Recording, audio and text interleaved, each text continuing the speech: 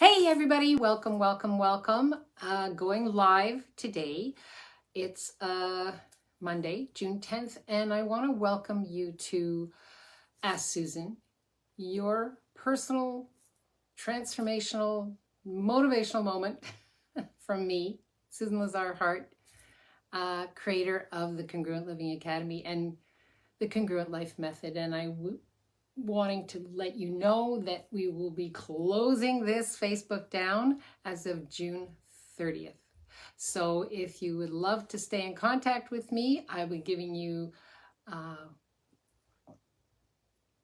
different way to play with me. Just comment in the section below and I will reach out to you privately. So lots of changes, lots of shifts, and very excited about what we're preparing for our next shift and change, as we do when we're living congruently. It's about being aware of what's being asked, letting go of what isn't, and moving in to more expansion, more space, and more presence in creating a life we love. Let's dive into the question today, which is, how do I stay committed to creating a life I love, to creating a joy-filled life? This is a question that's coming from me to you. Usually we have one of our members asking a question, and I've had this question pop up in my private sessions with my clients so many times recently. So yes, I want this, Susan. I want a joy-filled life, but this gets in the way and that gets in the way, and how do I stay committed? Well, that's what this Ask Susan Transformational Moment is all about. Now, if you're here live and you have some questions, just pop them in. I'll be reading them in the feed. And if you're here later, hashtag replay and pop your questions in, because I do check in every day. So this is such an important question because it has to do with your intention in how you're choosing to live your life, how you're choosing to create with your future, and who you're choosing to be in the world. Because it takes intention and action. First off, let's talk about what a committed life means and what it can create for you. When you make a commitment to joy, you're deciding to prioritize you. You're putting you in the equation. Now, it doesn't mean excluding others. It means you being the ripple that creates the ripple that creates the ripple that creates a ripple with all the people you interact with. It's about figuring out what brings you joy. Like, what brings you joy? What is it that brings me joy? And making a conscious effort to bring more of whatever that is into your life. Joy is not a dead-end street. It's not like, okay, if I get this, we're taught in this reality, if I choose this, this, and this, I'll be joy-filled. I'll be happy. This will make me. No, no, no, no, no. It starts from the inside out. It's about tapping in. And when you're willing to commit to discovering you, it creates that positive ripple effect, impacting your well-being, your relationships, your work, everybody and thing you come in contact with. So think about it. When you focus on joy, you generate a positive energy that aligns with what you're asking to create in the world. Yeah? This helps you stay focused on what truly matters, making it easier for you to handle life's ups and downs, for you to surf what doesn't work for you instead of getting dragged in, because you're constantly tapping into this question. So if I choose this, will this bring me joy? Will this add to my life and living? What adds to your life and living should bring you joy, should be about joy. So let's start identifying your sources of joy. What makes you happy? Now, you know I'm a big journaler, so I hope you have your pen out and you're writing down these questions, and take time for you after this to really reflect on these questions. What is it that brings you joy? Is it spending time with loved ones? Is it going out in the woods, engaging in a hobby, or simply enjoying music, enjoying you? What is that like for you? Take a moment and think about the times you felt truly joy-filled and fulfilled. So here's a little exercise. Close your eyes for a minute. Think about a recent moment when you were filled with joy, when you were really happy. What were you doing? Who were you with? How did you feel? How did you feel? Jot down these thoughts. And this will help you to recognize patterns and understand really what brings you the most joy. So for me, it's about, there's so many different avenues that I play with. It's spending time in nature. It's moving my body. It's cooking up something delicious. It's gifting people. You know, I have a gift cupboard. And when I see something for someone, or something calls me, I'll get it and put it in the gift cupboard. And then all of a sudden I'm like, oh, that's why this is for this person. And I'll just send it off to them. That brings me joy. It's the gifting of life and living and the awareness of that we are all connected. That has you breaking free from not being committed to your life. Because it's a reciprocity, an energetic reciprocity. When you make time for joyful activities,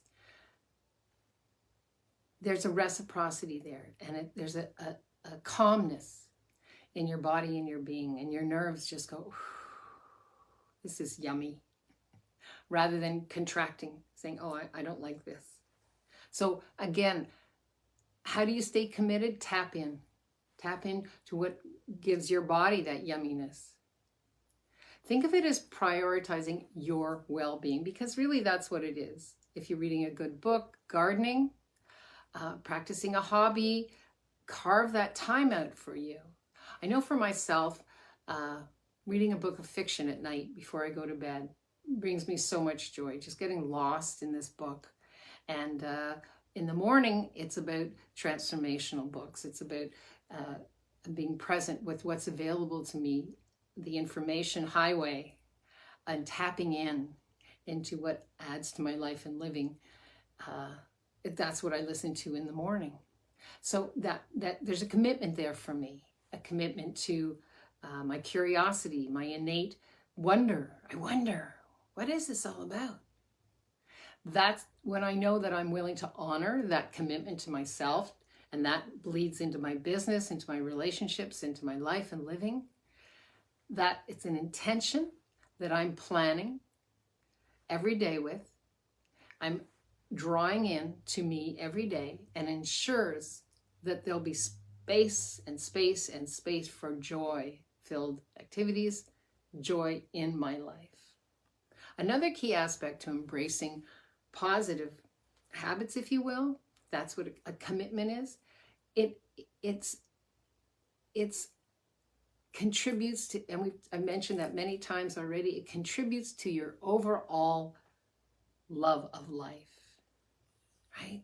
So for instance, starting your day with a few minutes of meditation or a morning walk, whatever that is for you, these, you know, I always say how you start your day is how your day begins.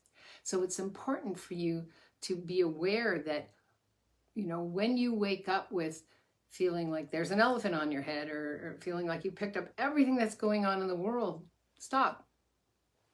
Ask yourself, okay, how am I? This is an exercise that we use in the Congruent Living Academy. And it's how am I, not who am I, or what am I going to do today? It's just like, stop. How am I? You know, is there anything you picked up while you were sleeping? How am I? And then reach for those, I would say, spaces and places where you know you can shift and change this. So how do you know?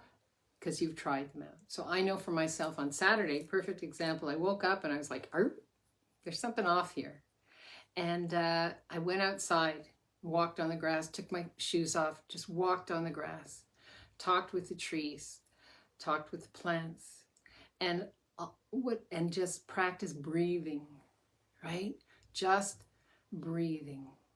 And there's so many different techniques you can find out or Google. I love the Soma technique of 2 breaths in, 2 breaths out, and just being present. And all of a sudden, whatever it is that I thought I had to hold on to is gone. And I realized the beauty of where I was and what was going on. So when I say, when you wake up in the morning and you ask, how am I? Reach for what you know Commit to changing what isn't working for you by that simple act of movement, breath, awareness, being in touch with a greater sense of this world, greater than you, and tapping in. Now, again, this is what we talk about in the Congruent Living Academy, and if you're interested in joining our new session, just contact me, and we'll be having that up soon on our website.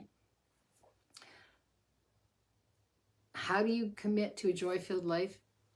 Stop putting all your eggs in one basket.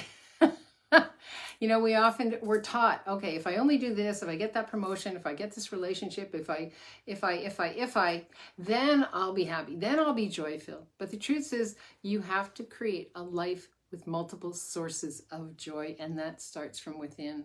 So that when you come up against these bumps of, I wish, it's more, I'm so happy and grateful. I'm so happy and grateful that whatever that is for you, I'm so happy and grateful I'm here speaking with you. The truth is, you've got to create a life with multiple sources of joy, because they all feed in. Part of that is acknowledging what you've committed to in the past and what you're taking for granted right now. So again, going back to just, there's something off here. Taking my shoes off, putting them on the ground, the lawn, the grass, whatever that is for you, and just being present, receiving from the earth, breathing deep, practicing some breathing, 2 breaths in, 2 breaths out, and being present has me not taking anything for granted and just being really, really, really present. And that lets go of the trap of if only. If only, then I would be. The true joy comes from your variety of experiences and relationships that together create a fulfilling life. Let's talk about the traps we fall into when we're not committed to a joy-filled life, because that's like, but I don't know how. Start, begin, journal. What is it that brings me joy? And how could I have more of this in my life today? Stop relying on external factors to bring you happiness and joy, because that will consistently have you feeling unfulfilled. It's about being present. This lack of commitment to creating a joy-filled life will also have you feeling disempowered.